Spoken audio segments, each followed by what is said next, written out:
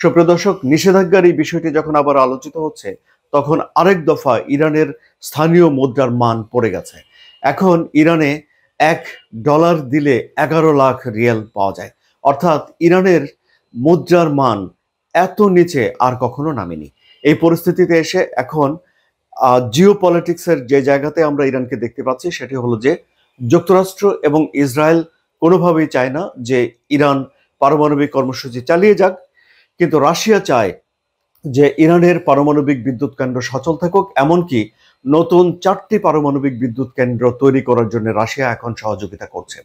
সুতরাং আমরা দেখতে পাচ্ছি যে ইরানের পারমাণবিক কর্মসূচি নিয়ে পরিস্থিতি আন্তর্জাতিকভাবেই আরেকটু জটিল হয়ে উঠল। কেননা এই পারমাণবিক কর্মসূচি বন্ধ করার জন্য ইসরায়েল হামলা করেছে ইরানের উপরে, যখন যুক্তরাষ্ট্রের সঙ্গে ইরানের আলাপ আলোচনা চলছিল।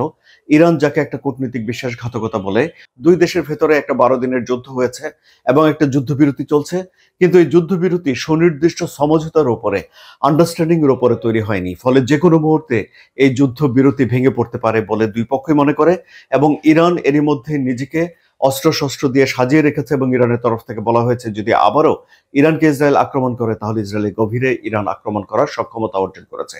ফলে আমরা দেখতে পাচ্ছি যে এখানে একটা উত্তেজনা আছে।